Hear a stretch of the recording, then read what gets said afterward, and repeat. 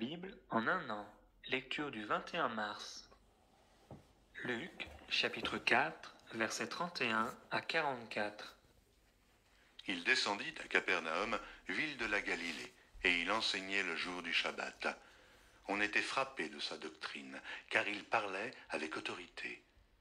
Il se trouva dans la synagogue un homme qui avait un esprit de démon impur, et qui s'écria d'une voix forte, « Ah, qu'y a-t-il entre nous et toi, Jésus de Nazareth? Es-tu venu pour nous perdre? Je sais qui tu es.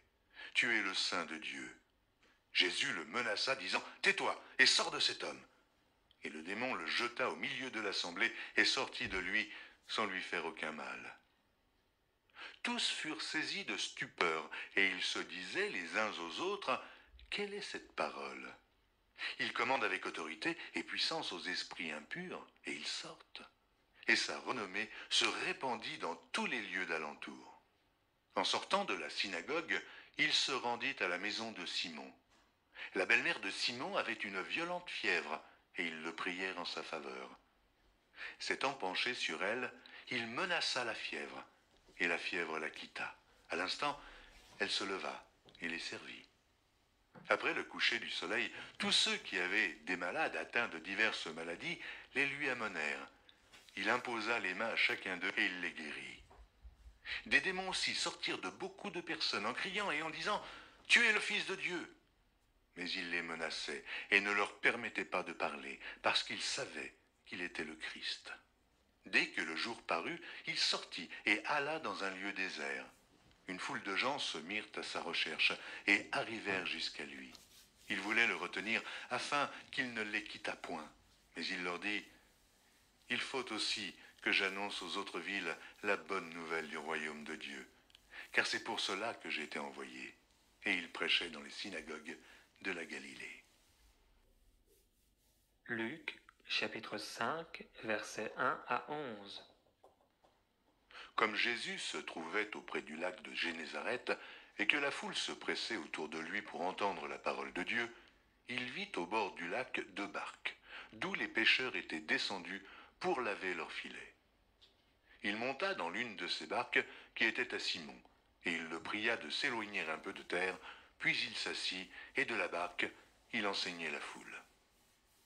Lorsqu'il eut cessé de parler, il dit à Simon, « Avance-en-plaie-nous, et jetez vos filets pour pêcher. » Simon lui répondit, « Maître, nous avons travaillé toute la nuit, sans rien prendre, mais, sur ta parole, je jetterai le filet. » L'ayant jeté, ils prirent une grande quantité de poissons, et leurs filets se rompaient. Ils firent signe à leurs compagnons, qui étaient dans l'autre barque, de venir les aider. Ils vinrent, et ils remplirent les 2 barques, au point qu'elles enfonçaient. Quand il vit cela, Simon-Pierre tomba aux genoux de Jésus et dit, « Seigneur, retire-toi de moi, parce que je suis un homme pécheur. » Car l'épouvante l'avait saisi, lui et tous ceux qui étaient avec lui, à cause de la pêche qu'ils avaient faite. Il en était de même de Jacques et de Jean, fils de Zébédée, les associés du Simon. Alors Jésus dit à Simon, « Ne crains point, désormais tu seras pêcheur d'hommes. » Et, ayant ramené les barques à terre, ils laissèrent tout et le suivirent. Nombre, chapitre 32. Les fils de Ruben et les fils de Gad avaient une quantité considérable de troupeaux, et ils virent que le pays de Jaézer et le pays de Galaad étaient un lieu propre pour des troupeaux. Alors les fils de Gad et les fils de Ruben vinrent auprès de Moïse, du sacrificateur Éléazar et des princes de l'assemblée, et ils leur dirent, « Ataroth, Dibon, Jaézer, Nimra, Hesbon, Éléalé, Sébam, Nébo et Béon, ce pays que l'Éternel a frappé devant l'assemblée d'Israël, est un lieu propre pour des troupeaux, et tes serviteurs ont des troupeaux. » Ils ajoutèrent, « Si nous avons trouvé grâce à tes yeux, que la possession de ce pays soit accordée à tes serviteurs, et ne nous fais point passer le Jourdain. » Moïse répondit aux fils de Gad et aux fils de Ruben, « Vos frères iront-ils à la guerre, et vous, resterez-vous ici? Pourquoi voulez-vous décourager les enfants d'Israël de passer dans le pays que l'Éternel leur donne? Ainsi firent vos pères, quand je les envoyai de Kadès Barnéa pour examiner le pays. Ils montèrent jusqu'à la vallée d'Eshcol, et, après avoir examiné le pays, ils découragèrent les enfants d'Israël d'aller dans le pays que l'Éternel leur donnait. La colère de l'Éternel s'enflamma ce jour-là, et il jura en disant, ces hommes qui sont montés d'Égypte depuis l'âge de 20 ans et au-dessus ne verront point le pays que j'ai juré de donner à Abraham, à Isaac et à Jacob, car ils n'ont pas suivi pleinement ma voie, excepté Caleb, fils de Jéphuné, le Kénisien, et Josué, fils de Nun, qui ont pleinement suivi la voie de l'Éternel. La colère de l'Éternel s'enflamma contre Israël, et il les fit errer dans le désert pendant 40 années, jusqu'à l'anéantissement de toute la génération qui avait fait le mal aux yeux de l'Éternel. Et voici, vous prenez la place de vos pères comme des rejetons d'hommes pécheurs, pour rendre la colère de l'Éternel encore plus ardente contre Israël. Car, si vous vous détournez de lui, il continuera de laisser Israël au désert, et vous causerez la perte de tout ce peuple. Ils s'approchèrent de Moïse, et ils dirent, nous construirons ici des parcs pour nos troupeaux et des villes pour nos petits-enfants. Puis nous nous équiperons en hâte pour marcher devant les enfants d'Israël, jusqu'à ce que nous les ayons introduits dans le lieu qui leur est destiné, et nos petits-enfants demeureront dans les villes fortes, à cause des habitants du pays. Nous ne retournerons point dans nos maisons avant que les enfants d'Israël aient pris possession chacun de son héritage. Et nous ne posséderons rien avec eux de l'autre côté du Jourdain, ni plus loin, puisque nous aurons notre héritage de ce côté-ci du Jourdain, à l'Orient. Moïse leur dit, si vous faites cela, si vous vous armez pour combattre devant l'Éternel, si tous ceux de vous qui s'armeront passent le Jourdain devant l'Éternel jusqu'à ce qu'il ait chassé ses ennemis loin de sa face, et si vous revenez seulement après que le pays aura été soumis devant l'Éternel, vous serez alors sans reproche vis-à-vis de l'Éternel et vis-à-vis d'Israël, et cette contrée-ci sera votre propriété devant l'Éternel. Mais si vous ne faites pas ainsi, vous péchez contre l'Éternel. Sachez que votre péché vous atteindra. Construisez des villes pour vos petits-enfants et des parcs pour vos troupeaux, et faites ce que votre bouche a déclaré. Les fils de Gad et les fils de Ruben dirent à Moïse, tes serviteurs feront ce que mon Seigneur ordonne. Nos petits-enfants, nos femmes, nos troupeaux et tout notre bétail resteront dans les villes de Galaad.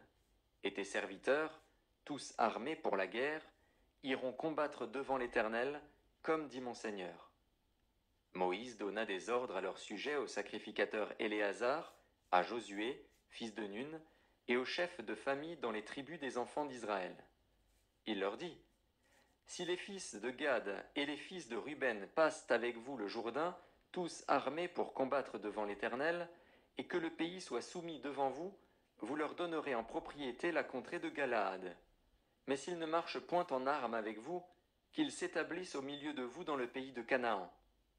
Les fils de Gad et les fils de Ruben répondirent, nous ferons ce que l'Éternel a dit à tes serviteurs. Nous passerons en armes devant l'Éternel au pays de Canaan, mais que nous possédions notre héritage de ce côté-ci du Jourdain. Moïse donna aux fils de Gad et aux fils de Ruben, et à la moitié de la tribu de Manassé, fils de Joseph, le royaume de Sion, roi des Amoréens, et le royaume d'Og, roi de Basan, le pays avec ses villes, avec les territoires des villes du pays tout alentour. Les fils de Gad bâtirent Dibon, Ataroth, Aroer, Atroth-Shophan, Jaézer, Jogbéa, Beth-Nimra et Beth-Haran, villes fortes, et ils firent des parcs pour les troupeaux. Les fils de Ruben bâtirent Hesbon, Éléalé et Kirjataïm, Nebo et Baal-Méon, dont les noms furent changés, et Sibma, et ils donnèrent des noms aux villes qu'ils bâtirent. Les fils de Makir, fils de Manassé, marchèrent contre Galaad et s'en emparèrent. Ils chassèrent les Amoréens qui y étaient. Moïse donna Galaad à Makir, fils de Manassé, qui s'y établit. Jaïr, fils de Manassé, se mit en marche, prit les bourgs et les appela bourgs de Jaïr. Nobak se mit en marche, prit Kénath avec les villes de son ressort et l'appela Nobak, d'après son nom. Nombre, chapitre 33, versets 1 à 39. Voici les stations des enfants d'Israël qui sortirent du pays d'Égypte, selon leur corps d'armée, sous la conduite de Moïse et d'Aaron. Moïse écrivit leur marche de station en station, d'après l'ordre de l'Éternel. Et voici leurs stations, selon leur marche. Ils partirent de Ramsès le premier mois, le 15e jour du premier mois. Le lendemain de la Pâque, les enfants d'Israël sortirent la main levée à la vue de tous les Égyptiens. Et les Égyptiens enterraient ceux que l'Éternel avait frappés parmi eux, tous les premiers-nés. L'Éternel exerçait aussi des jugements contre leurs dieux. Les enfants d'Israël partirent de Ramsès et campèrent à Sukkot. Ils partirent de Sukkot et campèrent à Étam, qui est à l'extrémité du désert. Ils partirent d'Étam, se détournèrent vers Pi-Hahiroth, vis-à-vis de Baal-Tséphon, et campèrent devant Migdol. Ils partirent de devant Pi-Hahiroth et passèrent au milieu de la mer dans la direction du désert. Ils firent 3 journées de marche dans le désert d'Étam et campèrent à Mara. Ils partirent de Mara et arrivèrent à Élim. Il y avait à Élim 12 sources d'eau et 70 palmiers. Ce fut là qu'ils campèrent. Ils partirent d'Élim et campèrent près de la mer Rouge. Ils partirent de la mer Rouge et campèrent dans le désert de Sin. Ils partirent du désert de Sin et campèrent à Dovka. Ils partirent de Dovka et campèrent à Alush. Ils partirent d'Alush et campèrent à Réphidim, où le peuple ne trouva point d'eau à boire. Ils partirent de Réphidim et campèrent dans le désert de Sinaï. Ils partirent de désert du Sinaï et campèrent à Kibroth-Hattaava. Ils partirent de Kibroth-Hattaava et campèrent à Hatséroth. Ils partirent de Hatséroth et campèrent à Rithma. Ils partirent de Rithma et campèrent à Rimon-Péretz. Ils partirent de Rimon-Péretz et campèrent à Libna. Ils partirent de Libna et campèrent à Rissa. Ils partirent de Rissa et campèrent à Kéélata. Ils partirent de Kéélata et campèrent à la montagne de Shapher. Ils partirent de la montagne de Shapher et campèrent à Harada. Ils partirent de Harada et campèrent à Makhéloth. Ils partirent de Makhéloth et campèrent à Tahat. Ils partirent de Tahat et campèrent à Tarak. Ils partirent de Tarak et campèrent à Mitka. Ils partirent de Mitka et campèrent à Hashmona. Ils partirent de Hashmona et campèrent à Moséroth. Ils partirent de Moséroth et campèrent à Béné-Jaakan. Ils partirent de Béné-Jaakan et campèrent à Or-Gidgad. Ils partirent de Or-Gidgad et campèrent à Jotbata. Ils partirent de Jotbata et campèrent à Abrona. Ils partirent d'Abrona et campèrent à Edjon-Géber. Ils partirent d'Edjon-Géber et campèrent dans le désert de Tsin, c'est Kadès. Ils partirent de Kadès et campèrent à la montagne de Hor, à l'extrémité du pays d'Édom. Le sacrificateur Aaron monta sur la montagne de Hor, suivant l'ordre de l'Éternel, et il y mourut la 40e année après la sortie des enfants d'Israël du pays d'Égypte, le 5e mois, le premier jour du mois. Aaron était âgé de 123 ans lorsqu'il mourut sur la montagne de Hor.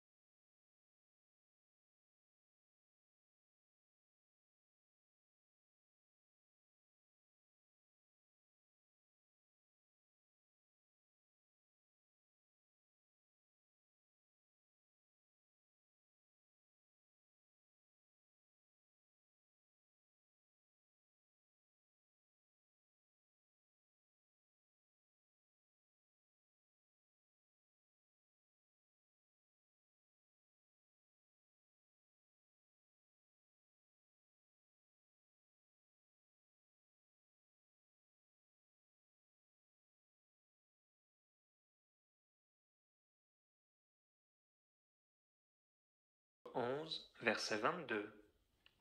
Un anneau d'or au nez d'un pourceau. C'est une femme belle et dépourvue de sens.